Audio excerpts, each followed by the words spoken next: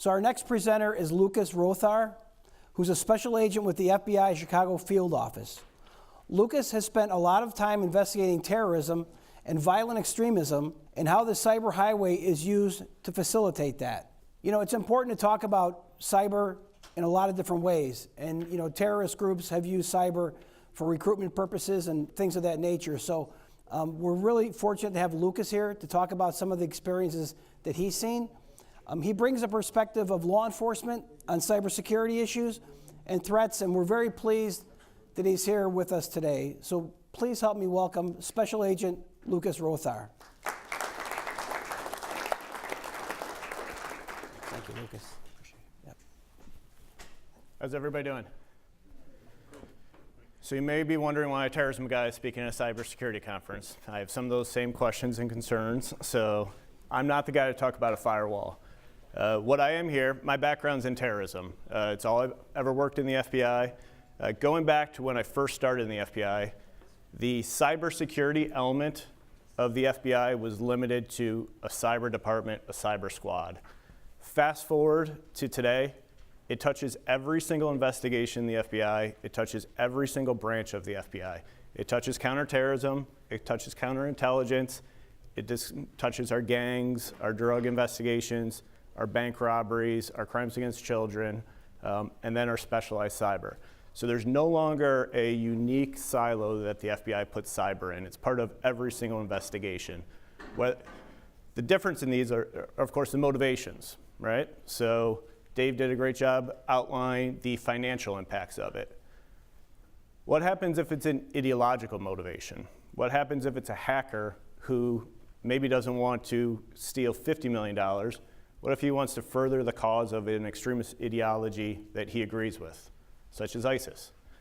That's the world that we live in, and that's why it touches every investigation. I'm a supervisor in Chicago of a counterterrorism squad. We specialize in online investigations, sophisticated actors, whether it's in Chicago, other parts of the US, and internationally. Our investigations have no corner of the earth that we don't touch on nowadays, and a large part of it is this cyber element.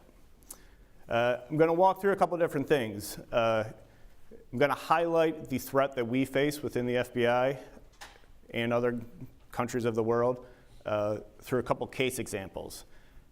ISIS, I'm not going to go into a long background of ISIS, but I want to touch on their cyber caliphate. We're going to talk about a couple individuals. These are all related. These are not unique, and it's going to start from the big, scary international level, and then we're going to hammer it down on how it actually impacts us here in our communities in the United States.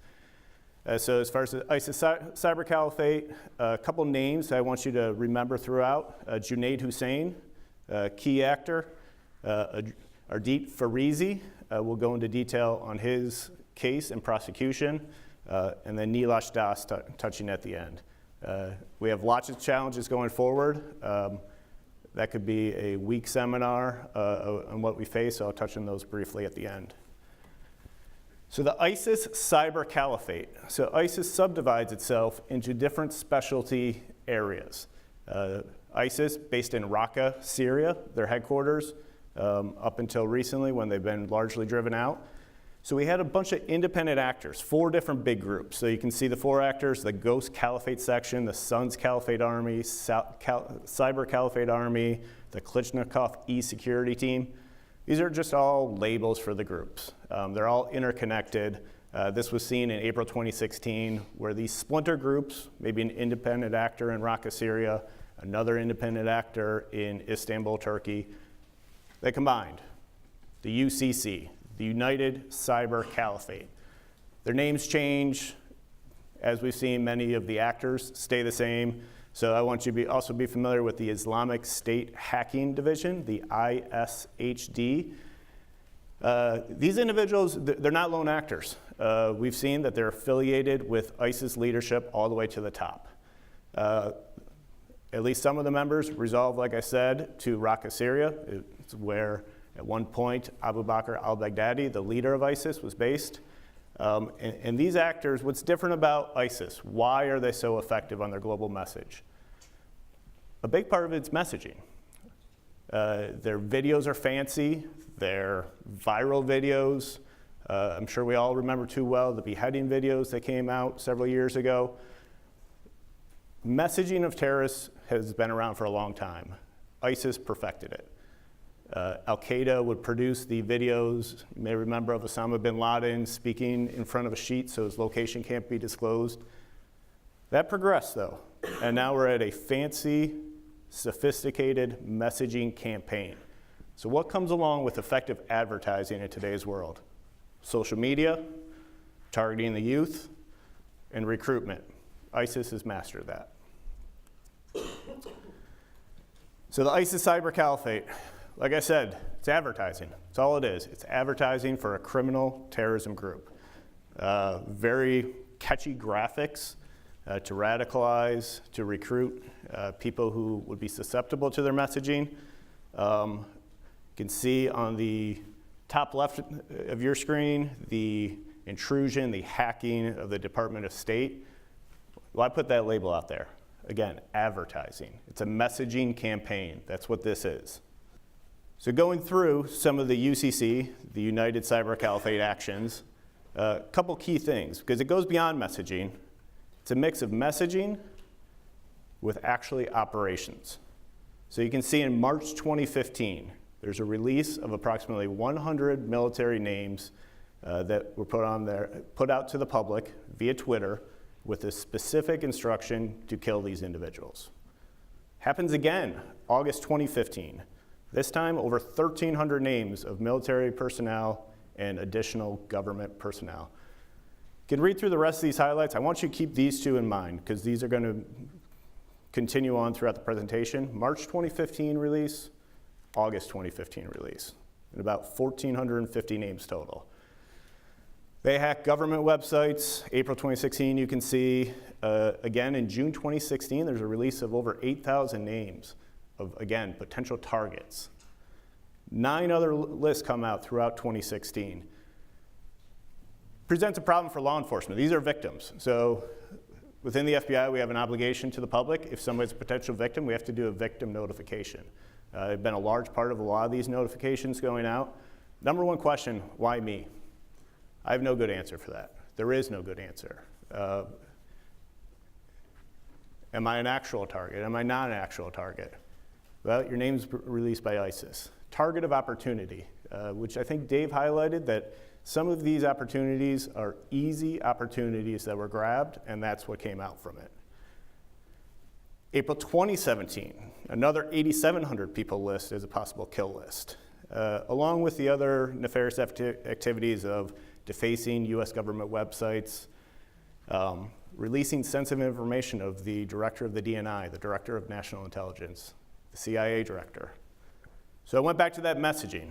So it's advertising, but it's also mixed with the message for operations. This is the ISIS spokesperson in September of 2014, Abu Muhammad al-Adnani. He releases an audio statement. What does he call for? He calls for the attacks against citizens, civilian or military, of the countries participating in the United States-led coalition against ISIS. So why is this different from historical terrorism? Terrorism is not new. It's been around for a while. Al-Qaeda's attacks have always been coordinated from top leadership going down. Up until 7, 8 years ago, that changed a little bit. The advance in the war on terror. Messaging came out from the AQAP, the Al-Qaeda in the Arabian Peninsula, specifically Anwar al-Awlaki, started publishing Inspire magazine. That's where these lone wolf attacks started being encouraged. You don't have to travel to train, just do the attack where you are. There's a famous Inspire magazine issue of how to make a bomb in your mom's kitchen. Effective for operations, because 2 individuals actually read that issue of Inspire magazine from AQAP, the Tsarnaev brothers, used some of that recipes for bomb making in the Boston Marathon attack. That level of just do something where you are, ISIS has taken that to a whole new level. That's been their MO, is don't train, you don't have to travel to Syria. It's too risky. You get arrested at the airport when you show up to try to train with ISIS. Just do something where you are. Vehicle attacks, knife attacks, small arm attacks, all things that are easily accessible. It doesn't have to be a grandiose attack. That is ISIS's messaging. So with that messaging, the question becomes, what's the target? It's a pretty wide target that the ISIS spokesman put out, civilian or military. So who carries this messaging? Everybody should be familiar with this individual, Junaid Hussain, because this individual was largely responsible for that ISIS messaging throughout 2014, 2015. He is the viral video initiator of a lot of the ISIS messaging, creating tons of Twitter accounts, spreading the ideology, and more importantly, spreading the operational taskings of ISIS and the target list that provides. So who is Junaid? Abu Hussein al-Britani, he's also known by. He's a British hacker, and he's a well-known member of ISIS, a British hacker. So again, we go from that criminal mindset, and now we have an ideological mindset of a British hacker. He was raised in Birmingham, UK. He was born in Pakistan. He was actually jailed in the UK in 2012 for hacking the Prime Minister Tony Blair's accounts and posting his personal information online. He's got a history of this. This was not a new, novel technique that he came up when he got to Raqqa, Syria. This was something that he was skilled in. He was a young guy, cyber sophisticated, with a criminal mindset. So he leaves the UK after being jailed, 2012, as we see on a lot of ISIS potential travelers. Gets out of jail, looks for a new beginning, travels to Syria, hangs out in Syria for a couple of years, and then he personally releases those lists, that March 2015 list that was previously listed for the 100 military members. And within that tweet, he says, kill these people. Wherever you are, wherever you can find them, kill those people. Mind you, that messaging wasn't directed to fighters in Syria, wasn't directed to fighters in Iraq. These are US military members based in the United States. That was messaging for the United States. For potential people who say, I want to go join the Caliphate, I want to join the fight over there. No need. Here's 100 names. You have your targets. He does it again in August 2015. This time over 1,300 names, 1,351. Identifying information, including names, addresses, phone numbers, email addresses, some places of employment. Shortly thereafter, August 2015, he was killed in an airstrike in Raqqa, Syria. Junaid Hussain wasn't the sole actor of this campaign. He was part of a team. Him being killed in 2015 doesn't end ISIS capabilities, but it did hamper it because he was the large leader and instigator of all this. So why does this matter? Outside of the theoretical potential attacks, names are out there, why does it matter? Fast forward, May 3rd, 2015, Garland, Texas. In case anybody's not familiar, two individuals, Elton Simpson and Nadir Sufi, they travel from Phoenix, Arizona to Garland, Texas. There's an event of a Draw Muhammad contest that was largely protested by various groups and a hotly contentious event. These two individuals show up armed, exit the car, confronted by a security guard. Security guard fires, they have weapons, additional police fire when it appears that they pull out a grenade, killing both men. This wasn't done in isolation. The FBI later discovers that Simpson, one of the two attackers, had been in contact with Junaid Hussain, the same individual. The two users had discussed security leading up to their attack. Immediately after, ISIS claims credit for the attack, refers to Simpson and Sufi as the two soldiers from the soldiers of the Caliphate. Now, ISIS claims credit for almost every attack. I'm sure you see if something happens, instant credit for the attack. ISIS did this. Sometimes it's actually true. Other times, it's not able to be corroborated. This one, we do know that Simpson was in contact with Junaid Hussain, this social media outlet of ISIS. So how does this happen?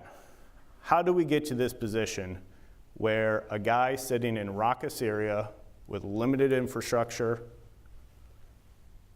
limited connectivity to the outside world, limited internet, and kind of living underground. How does he have such an impact throughout the world to cause terror? Well, we're going to look at Ardit Ferizi. He's known as AKA the Director Y. He's a Kosovo citizen. He was 20 years old, 19 years old at the beginning of this. He was actually studying in Malaysia at a university. He's another hacker. He's the leader of this Kosovar hacking group, well known, the Kosovo Hacker Security, KHS. He's actually featured in an interview as the leader of the KHS by InfoSec. InfoSec Institute, it's actually an Illinois institute for technology, providing training, information for the public, other companies, regularly publishing articles, interviews, including of well-known hackers. Ardit Ferizi, I think he's 19 years old in this picture. He's not your typical face, showed Al Adnani earlier. This is a 19-year-old kid. So Ferizi, long history with KHS, the Kosovo hacking. 20,000 websites were hacked by them. 90% of the Serbian government websites.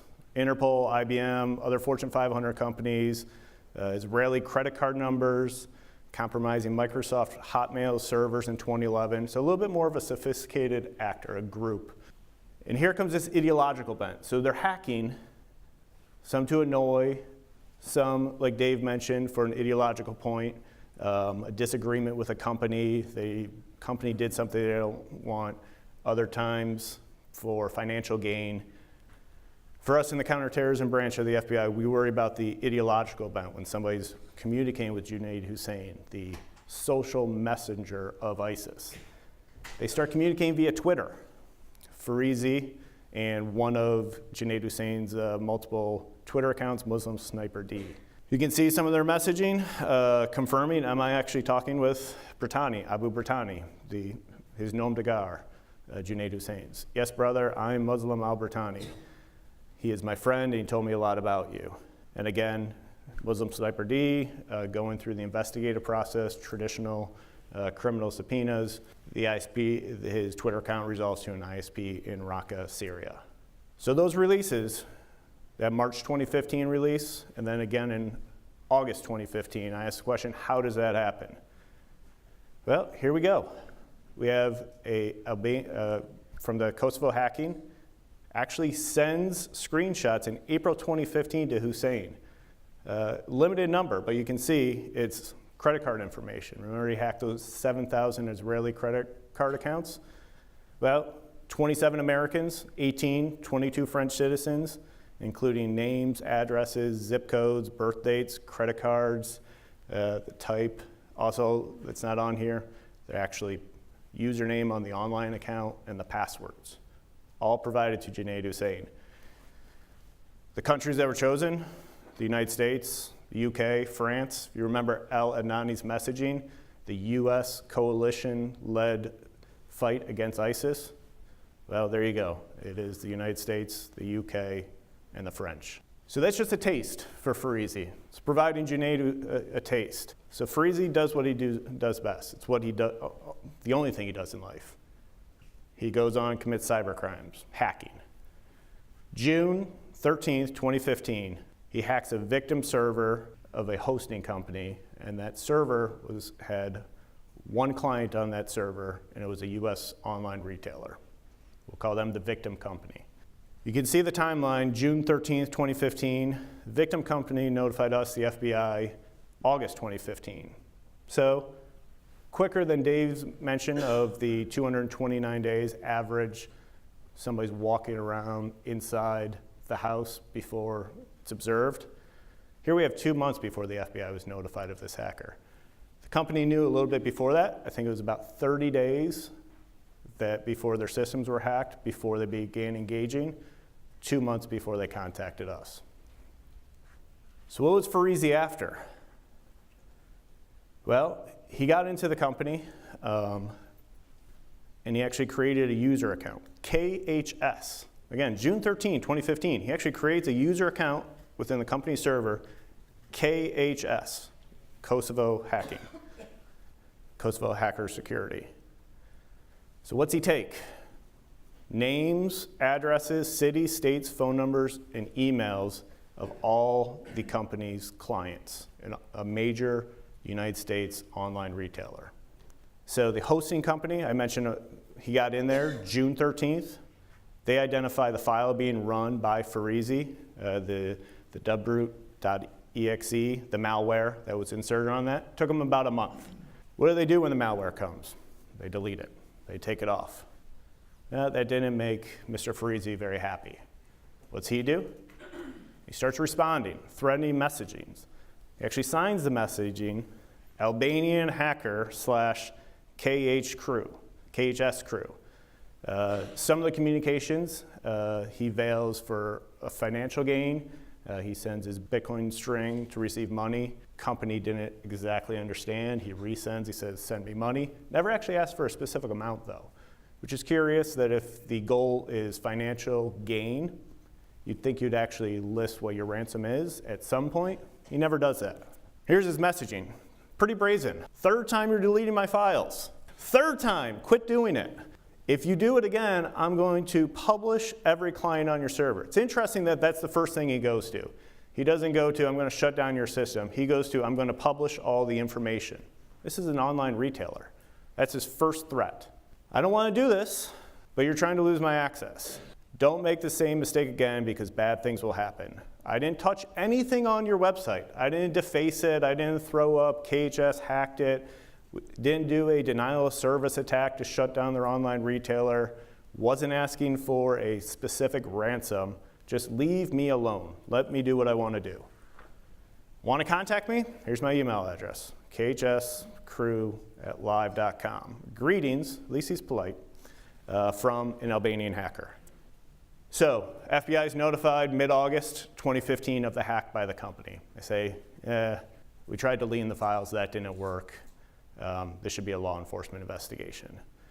Others can get into the fine-tune nature of the attack. It was an SQL injection attack. It's commonly used against retailers, their websites, which actually puts the malware, the malicious code, and then basically fixes it to send back to the user. The FBI, we review the server. We pull an IP address, 210.186.111.14. Where's it resolved to? Malaysia. Mentioned before that Mr. Ferizi was studying in Malaysia at a university after growing up in Kosovo. Mr. Ferizi, as you saw the InfoSec article from before, a known entity, actually was brazen enough to do interviews on the radar of enough people where knew who he was, following him. He's also been communicating with Junaid Hussain, which I'm sure to no surprise is also of concern to the FBI. Those sorts of people pique our attention at certain times. So that IP address, we look at his Twitter account, that same known Twitter account they used in that InfoSec. Look at that. He accessed his Twitter account the day before the SQL injection attack and 6 hours after the SQL injection attack. Pretty good corroboration of who is using that. And I think, I don't think it's on here. Yes, his Facebook and Twitter account were both accessed. So what's he get? He gets 100,000 accounts containing the personal identifying information, the PII. Names, addresses, everything you'd put in an online order when you buy something over the internet, that's what he took. So what happens? The timing is not coincidental. Shortly after the hack, Junaid Hussain, from his Twitter account, retweets an actual Excel spreadsheet, the list, published by the Islamic State Hacking Division, the ISHD, the UCC. And what's on there? There's those 1351 US military personnel and other government employees. What do you think happens when we compare the list from the Ferizi attack with the information that was published by ISIS via Junaid Hussain? All those names, the 1351, they came from there. There's other more sophisticated, kind of whittling down how we determine that indeed Ferizi was the attacker who released those names, but that's how Junaid Hussain gets these. Now, some were easy, right? Some are, my email address is my name at fbi.gov. That's a pretty easy indicator if you're looking for somebody. Military addresses, .mil. Pretty easy indicator that that person's a legitimate target. So ISIS, they don't release the 100,000, they release 1,300 names that they can confirm are government personnel and military members. Again, targets, messaging coupled with the operational targets. Here's the message that came along with the release in August of that. I'm not going to read it out loud to you. We're in your emails though, computer systems. We're hacking you, we're watching your every move. There's that part. We have your names and addresses. We're in your social media accounts. I mentioned that Ferizi previously did a hack of the credit cards where he obtained the passwords, the usernames. And there, that final part will strike at your necks in your own lands. Cut to the chase for Mr. Ferizi. Per the FBI investigation, and it was a prosecution out of the Eastern District of Virginia. An indictment was obtained against him. With an extradition order, he was arrested in October 2015 from Malaysia. He agreed to come back to the United States to face the US justice system. He pled guilty June 2016, 20-year sentence for him for material support of terrorism under 18 U.S.C. 2339. Afterwards, here's the reflection that came along after his guilty plea. It's the first time that we've seen the very real and dangerous national security cyber threat that results from the combination of terrorism and hacking. It's a wake-up call not only to those of us in law enforcement, and I can say it was a wake-up for those of us in law enforcement, but also to those in the private industry. Again, Dave touches upon it. Companies, what's the difficulty? What's the risk analysis? Are we looking in the right places? I can tell you the FBI counterterrorism mission, Dave talked about how much risk we're willing to take. Counterterrorism mission, we have zero risk. Zero risk is tolerable. Do things happen? Absolutely. And the FBI views every single thing that happens as a failure on our part. We tolerate zero risk. It doesn't really mesh with the world of cybersecurity sometimes, because there is that calculation. Do we take the 5-year-old business plan or the advertising plan? Well, in terrorism, it doesn't matter. We have zero tolerable risk. So why does this matter? Is this just a esoteric release of information from Raqqa, Syria, meant to annoy, to scare, to bother the investigators and those people that we have to go and knock on their door and say, I'm sorry to tell you your name's been released by ISIS and they told people to kill you? No, again, it's advertising, it's messaging, it's also operational guidance. Mr. Nelash Das, a criminal complaint was filed against him October 2016 for material support of ISIS to kill a US military member. I want to stress that this is in the complaint stage. He's facing trial soon. It's merely an allegation. The defendant is presumed innocent until proven guilty beyond a reasonable doubt. But I'm going to walk you through the facts of the complaint because I think they're illustrative. I was very personally involved in this case. And I just want to highlight where that comes from. The articles you see online of names being released, an ISIS hack. All right, well, what does that mean? Well, for Mr. Nelash Das, he's a citizen of Bangladesh, residing just outside of Baltimore, Maryland. Prolific tweets vocalizing his support for ISIS. You can see Paris, France attacks, the San Bernardino holiday party attackings. Things we look at in the FBI, the counterterrorism branch, as far as people moving towards radicalization. These are some of them. Sitting on Twitter is not enough. I'm not getting any action. October 26, 2015. Mind you, this is in the context of ISIS releasing names. Mr. Das releases a name. Specific individual, that individual's specific city and state with the notification that this person wants to kill Muslims.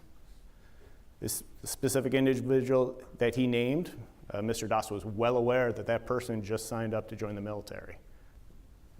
What else does Das do? He progresses, continues his radicalization. He tweets a picture of an AK-47. This is more than just a gun, it's a ticket to Jannah. We see this a lot in the counterterrorism branch of the FBI. A lot of it's talk. Well, but for Mr. Das, he actually goes through the process to obtain a firearm within the state of Maryland. He applies for his handgun permit, goes through the handgun qualification license. He mentions when he's doing it that he wants to get a handgun and an AK-47. Continuing to progress, he tells an individual in July, there's a person in Prince George County, Maryland, 15 minutes from his house, that he obtained his information from an ISIS list of military members. He goes through the list and he looked for who's in my state, where do they live, that guy's 15 minutes from my house. That's in July 2016. It wasn't just a one-time comment. Again, in August, he says he's trying to find the list. He's not sure what list it came from. I went through the multiple lists that were out there. He had a particular individual in mind with very specific identifying information and a description of the individual. He just couldn't find the exact address. Again, September, he wants to target that US military personnel specifically. He goes and he shoplifts a pair of gloves to use in the attack, has his outfit picked out for the attack. End of September, he goes to a firing range in McLean, Virginia, and he actually purchases ammunition for the attack. We have a CHS, a term we use, a confidential human source, an informant who's in close proximity with him. We're able to substitute the individual that he identified through that ISIS list, Prince George's County. We give him a different name. We say, hey, here's a better target. I've got a contact in ISIS. They say we should attack this guy. Mr. Das was on board with that. You can see that same day about the ammunition, he actually goes to the address that's provided through our FBI CHS, does surveillance of the target, agrees with the target. 2 days later, he goes back to that residence, takes the gun that he acquired, which we were able to render inert before. He inserts the magazine in, gets it chambers around, puts in the trunk, drives from his house to the location provided where he saw the military target, the notional military target 2 days before. Gets out of the car, gloves on, outfit on to conduct the attack. FBI SWAT arrests him after a short attempt to flee the scene. This is all from Mr. Ferizi's release of the name, given to Junaid Hussain. That messaging again, the messaging of do something where you are, Nelash Das was listening to that messaging. So as far as struggles that we have going forward, we have a lot. Dave touched on the dark web. It's an elusive, very elusive target set for us that requires a lot of expertise and time. But simpler things, encryption. We have the director of the FBI has talked numerous times on the Going Dark initiative of the FBI.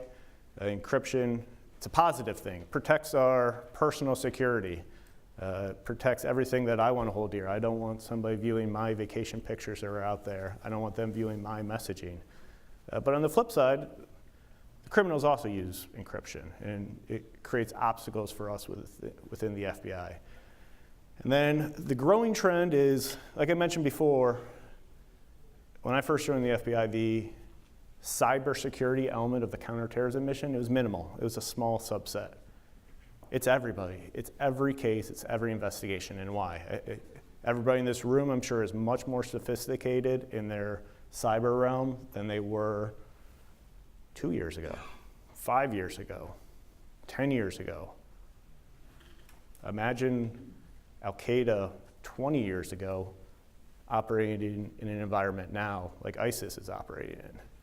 We're all much more sophisticated. The world's a faster moving place, which includes not only for the good things, but also for the criminals, creating numerous obstacles for us, not only in our investigations, but that global messaging where the messaging touches not only the individual sitting in Raqqa, Syria, but an individual in Baltimore, Maryland as well. Take any questions that anybody has? Yeah, first off, let me say thanks very much for the briefing. Greatly appreciate it. This one's a little bit technical, so I excuse it, everybody's indulgence. If we need to talk more offline, I completely understand it. Sure. I'm the one person at a bank that works cybersecurity and anti-money laundering to include terrorist financing. As we start to get indicators and we report through the SAR and the STR system, because I cover an international footprint that covers about 70 countries on 5 continents, are there key things like the IP address that you want us to make sure that we capture in those SARs and STRs? Does that help you? It does. Are there other things out there that you're looking for? It is. Reviewing SARs and other information, any complaint, I've never once thought that I've got too much information. So Okay. the more it can be included, it's easier to siphon off anything, but particularly IP addresses are a gold mine. They're identifying information. That's kind of the magic link. A lot of times, with varying, depending on what part of the world we're in, and the IP address and how long it's going to resolve. But absolutely, for the simple answer, but even beyond that, the more detail, the more information, especially the terrorism financing realm, that is the kind of traditional kind of investigative, just peel back layer after layer after layer, and the more kind of information there is to help peel back those layers, it makes our job a lot easier. And URL addresses of every party involved, would that also be helpful? Yep, absolutely. Okay, fantastic, thank you very much. Thank you. I have a question that came in online. This is from Joanne. Can we monitor Bitcoin and blockchain transactions to help speed identification of actors? That is beyond my expertise on the Bitcoin. I know it's a growing issue. We've got a lot of resources devoting to it. So again, it's the balance of, there's positives of Bitcoin, right? I mean, it eases some transactions, but again, with everything positive, a criminal element may seek to capitalize on that for their own gains. So depending on the actor, the FBI, we all take an oath to protect the Constitution, particularly the First Amendment. So there's certain expectations of privacy under the First and Fourth Amendment. We honor those, so having a bulk kind of monitoring of any kind of transaction, whether it's email, Bitcoin transactions, or anything else, we need a criminal predication to follow on that. Election integrity people are interested in the dependability of our results. We are told that the Diebold, Premier, and ES&S machines have wireless ports.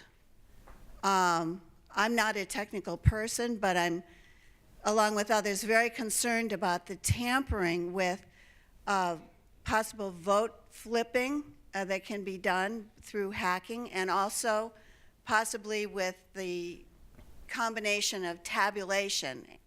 And with the rush to report early, it seems that maybe there isn't a lot of checking going on as to how trustworthy are the results. Does the FBI or any other agency look into this? So that's not within the purview of the FBI. That is other elements of the government. There's multiple ones within the Department of Homeland Security, the Election Commission, private industry. Mr. Tyson would probably be more technically capable of me on that, but yes, generally, the U.S. government does look into it. But again, and Dave touched on, I think with his Internet of Things, anytime there's a connectivity, there's exposure risk, right? Like, so I think that's just a growing trend, that's part of the world we live in, and so it's how we address that, recognizing that it is a risk, it is a threat, and then how do we address that threat? Thank you for the presentation, Lucas. But Lucas, Microsoft has just been received information about your computer has viruses on it. What kind of action do you take with that? So if you do receive anything, and this is all members of the public, so documenting what happens, the virus, we actually have a website. It is IC3, so the letter I, the letter C, the number 3, .gov, I believe so. It's also linked if you go to the FBI.gov website. There's an easy link if you go under cybercrimes. You can fill out an online complaint that kind of details the nature of the attack. You're also welcome to call any branch of the FBI in which you reside in, file a complaint. They'll probably direct you to that same website. So what that website does, right? So if there's an attack on somebody or you have a virus on your computer, you're not the only one. But what helps us from an investigation is to see 100,000 of these, right? So we kind of wrap our head around what it is, can maybe pull different information. So reporting it, highly encouraged through the IC3.gov website or through the FBI website and kind of walk you through it. If there's any other questions, Chicago number of the FBI, 312-421-6700. Encourage you, don't be shy, call, You can file a complaint, notify that you've been the victim of a possible hack. Do you, or maybe you don't experience this, but have you ever had incidents where once they get into your computer like that, they actually steal other stuff off of computers for businesses as well as for private? Sure. And they continue to do it then and access it? Yep. Thank you. You mentioned the need for the IP addresses. I've heard in a lot of investigations, those, maybe it's just local ones, they go sour because there's, the route to it, Yep. to the source of the problem is masked through multiple hops. Yep. Do you find that that's not the case? I mean, No, in it is the terrorism, case. is it often that they are more stupid than they are for little tiny crimes locally? Sometimes not. So it's a spectrum, right? There's no clear-cut answer of who is operationally secure in their communications. Every little bit helps. So the Tor network, how you access the dark web, that is a kind of a cookie-cutter way people hide their IPs. But I will say, as the criminals have become more sophisticated in their techniques, our investigative techniques have also become more sophisticated, and we try to keep pace the best we can. So my question is there anything specific that your branch or any branch that you have been in, whether that's headquarters or Chicago or any regional branch that you've been a part of, is there anything specific that they do to help either counterterrorism or cybersecurity that is particular to that one branch? Or is it like a list of things that you as a branch need to hit from headquarters or something like that, and there's nothing particular that your branch can do to help? Sure. So speaking from the counterterrorism branch, I've been in the Philadelphia division for a long time, and I was at our counterterrorism division headquarters for several years, overseeing the national strategy for our counterterrorism investigations, and now in Chicago. I think our branches are tied in better. Right? Again, just the essential needs. So the liaisoning with our traditional cyber branches, cyber component, whereas a computer scientist would not be a common embed on one of our squads. They're now an essential embed on some of our squads. So just as far as the training, the familiarity, it's kind of stress number one, where it's no longer a niche market. It's kind of the work of every single special agent and investigative analyst within the FBI, no matter what branch you're on. Thank you. Okay, well, we have a couple minutes left before lunch, and I know there's been some questions, but since we have a couple minutes, Dave Tyson, I think there were a couple people that might have had a question for Dave that we didn't get to. So while Lucas and Dave are up here, if there's any question that you have that we want to follow up on now, this would be the time. I knew there were a couple people that we had to move forward on. While we're waiting, just to help Lucas out a little bit on your bank question. So if I was one of his investigators, technical investigators, what I'd be looking for is everything in the packet header, so everything you can get. Second off, all the net flow data as it comes across the network, right? The richness of the data set is what's important. And remember, if that packet header is all you have, they're going to want to see if that's a spoofed address, right? So they're going to be looking for if there's hashing information. So from a technical perspective, the entire dump of the transmission, where that data, and the net flow is going to help a lot. Put a pause there because I'm typing. Good, all right. And to the question over here about the election equipment, a lot of this technology, Diebold's got a big commitment to this space for sure, but it's really about the individual technology, and while I'm sure lots of organizations in the government do this, but organizations who purchase this, the responsibility is on them to do those assessments. That's what that third-party assessment is about, making sure the technology is safe. And it's not just election gear. So I have a question that came in online, and I'll just throw it out to either one of you to answer. In terms of SAR reporting, URL and IP addresses can be captured. Do you need other technical malicious activity reports from monitoring system logs? And if so, does the agency do the alignment of the data, or should a financial institution provide the translation of technical to business transaction? Typically, I don't want to speak for the FBI, but typically when you do an investigation, you want the raw information so that you can do your own analysis. When we work with the FBI and different organizations, we try to take a forensic snapshot of the raw data and secure it in a way that we can prove that it hasn't been. It's the area of what we call cyber forensics. So when you turn it over to law enforcement, that's what the goal is about the purity and the integrity of the data, so that they can do all of what they need to do. In the cybersecurity space, we consider we want everything, right? We want to know every log, every piece of information there is. I'd way rather have too much data and be able to exclude it and with the advent of artificial intelligence and other new technologies, you're able to paw through that pretty quickly. Yeah, and if there's a quick translation for it, we're happy to have that. But again, the raw data, taking a case to court, prosecution, it's going to be that raw data that's going to be the underlying evidence. Because again, that's the raw data that's not been manipulated by a company, so better to, in a prosecution, to have that actually raw through the cyber forensics of it. Yes. So Mr. Tyson, thank you for your presentation. It was very informative. So the question that I have is, you mentioned that IT people are not the only people who have expertise. Actually, somebody from a general security background is probably as well equipped to address cybersecurity as somebody from IT. So my question has to do with industrial control systems, right? Often, if you have your IT silo and you have your security silo, and there's this group of people who operate complex equipment using, some... The OT silo. Exactly.